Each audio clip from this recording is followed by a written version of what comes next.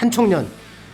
1980년대에 전대협이 있었다면 1990년대에는 한 총련이 있습니다.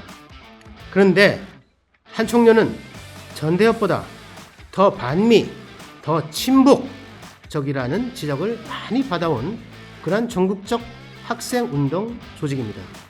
친문재인 정권 어게인을 꿈꾸면서 출사표를 던지고 있는 86 그룹들, 그리고 이재명 정부를 만들어보자, 그리고 그 안에서 다시 한번 한 총련 세상을 만들어보자를 꿈꾸는 97세대, 이들 간의 헤게모니 싸움이 바로 지금 민주당 내 권력투쟁의 본질이다.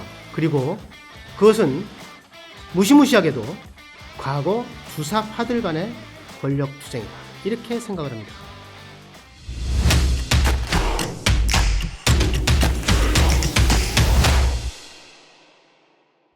(1월 23일) 화요일 허민의 뉴스쇼 세 번째 아이템은 민주당 내 이재명 세력, 즉 친명 세력과 문재인 세력, 즉 친문 세력 간의 계파 갈등, 권력투쟁 양상을 주제로 여러분과 함께 나눠보겠습니다.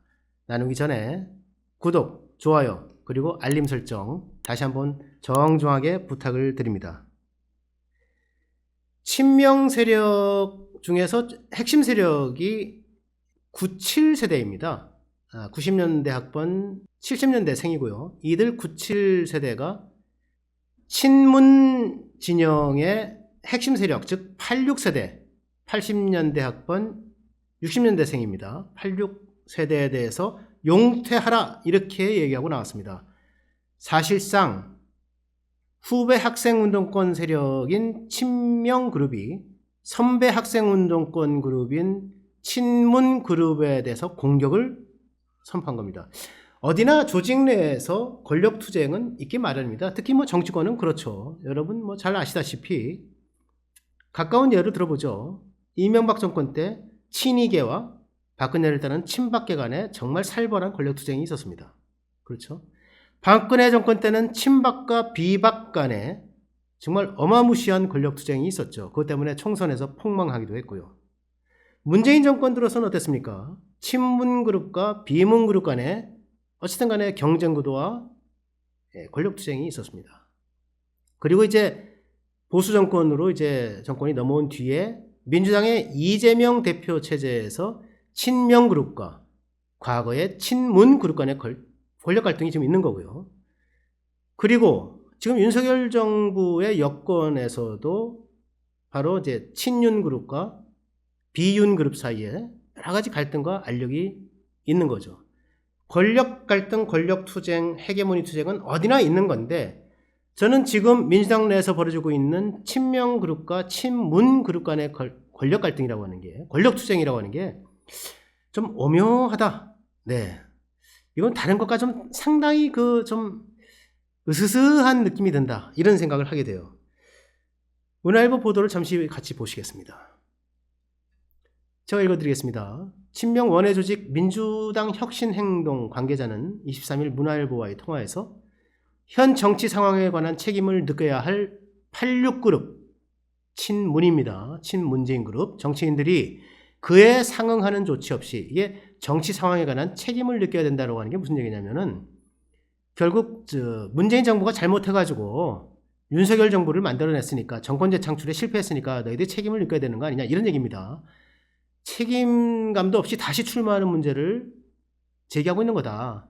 그리고 문재인 정부에 몸담았던 사람들의 경우에 총선 출마, 불출마 여부를 떠나서 정권을 재창출하지 못한 것과 국정 난맥상에 관한 책임감을 느껴야 한다. 이렇게 얘기를 했습니다. 자, 친명계 원외 조직이 또 있습니다. 이건 더 무시무시한 조직인데요. 더민주혁신회의라고 있어요. 이쪽 관계자의 말을 같이 보겠습니다. 22대 총선은 검사 독재 정권을 국민이 제압하고 무너진 국격을 국민이 바로 세우고 무능한 정권을 국민이 심판하는 선거다. 이 구도를 해칠 수 있는 전 정부 인사들의 출마는 총선의 구도를 혼란스럽게 할 수 있다. 이렇게 얘기하고 있습니다. 이들이 문제 삼는 사람은 누구겠습니까? 바로 문재인 정권 시절에 고위직을 지낸 인사들입니다. 대표적으로 임종석, 뭐 이인영, 그리고 노영민, 뭐 이런 사람들이 있겠죠. 먼저 임종석부터 볼까요? 임종석이 누굽니까?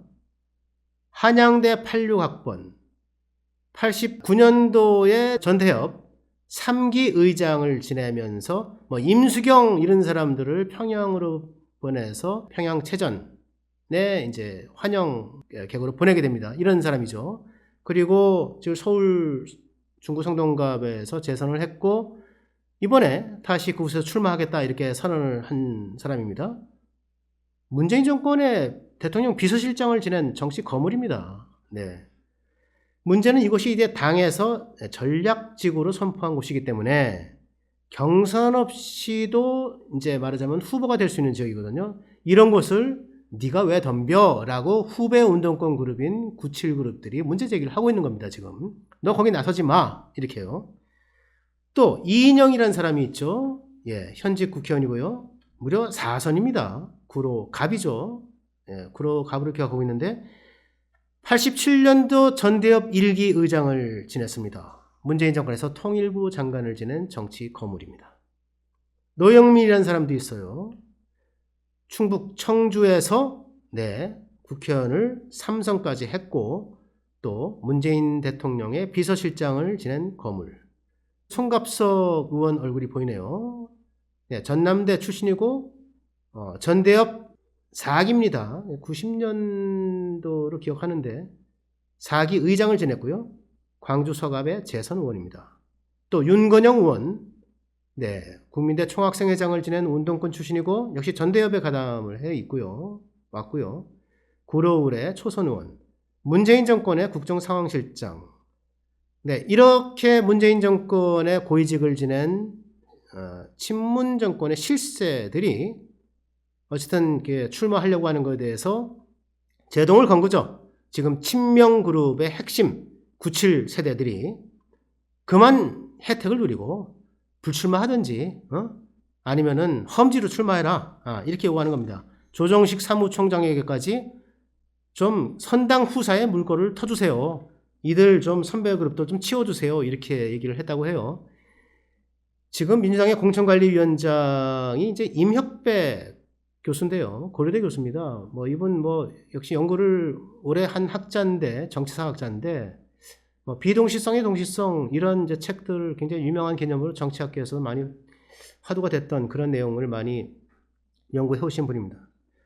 임혁백 교수는 뭐라고 얘기했냐면은 문재인 정부 인사가 민주당의 상당 부분을 차지하고 있는데 일괄적으로 배제하는 것은 조금 생각하지 않는다. 그렇게 얘기하면서도 검찰 정권 탄생에 본의 아니게 기여한 분들은 책임을 느껴야 하지 않느냐 이런 생각을 갖고 있다. 말하자면 지금 친명 97세대들의 주장에 힘을 실어주고 있는 모습이죠. 저는 본질은 역시 권력 투쟁이라고 생각을 합니다. 권력, 과연 나눌 수 있는가? 권력은 공유가 가능한가? 정말 정치권, 정치학계, 정치 전문가들의 오래된 화두입니다. 한국의 대통령자 하에서 허민이 생각하건대 권력은 나눌 수 없습니다. 그 대통령 권력을 먹으려고 하는 집단 내에서도 권력의 공유는 불가능합니다. 치고받고 혈전이 이루어지는 거죠.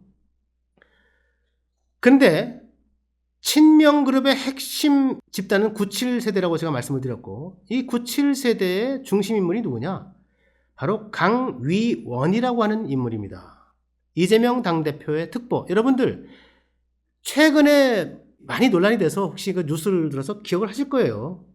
성추행 의혹 과거에 사건 등으로 문제가 돼서 이게 예비후보 공천심사를 신청해놨다가 스스로 결국은 여론의 압력에 못 이겨서 철회를 한 인물입니다.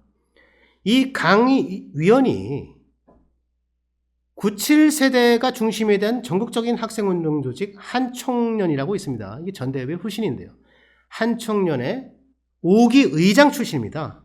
한총련. 1980년대에 전대협이 있었다면 1990년대에는 한총련이 있습니다. 전대협은 1987년도 출범, 한총련은 1993년도 출범. 그런데 한총련은 전대협보다 더 반미, 더 친북적이라는 지적을 많이 받아온 그러한 전국적 학생운동 조직입니다. 더구나 폭력적이다라고 하는 평가도 많이 받았어요. 1996년에 연세대에서 대규모 폭력 시위가 일어나고 거기서 치사 사건이 벌어졌는데, 그리고 이러한 폭력성, 이적성 때문에 대중적 지지를 상실하면서 결국은 대법원에서 이적단체라는 판결을 받기 이릅니다. 바로 그곳 의장 출신은 강 의원이 더민주혁신회의를 이끌고 있는 인물이고요. 이들이 바로 친문 세력, 즉 문재인 정권에서 한가닥했던 친문 핵심 인물들의 용퇴, 불출마를 압박하고 나선 거죠. 친문재인 정권 어게인을 꿈꾸면서 출사표를 던지고 있는 86 그룹들, 그리고 이재명 정부를 만들어보자, 그리고 그 안에서 다시 한번 한 총련 세상을 만들어보자를 꿈꾸는 97세대, 이들 간의 헤게모니 싸움이 바로 지금 민주당 내 권력 투쟁의 본질이다. 그리고 그것은 무시무시하게도 과거 주사파들 간의 권력 투쟁이다. 이렇게 생각을 합니다. 정말 심히 걱정이 됩니다.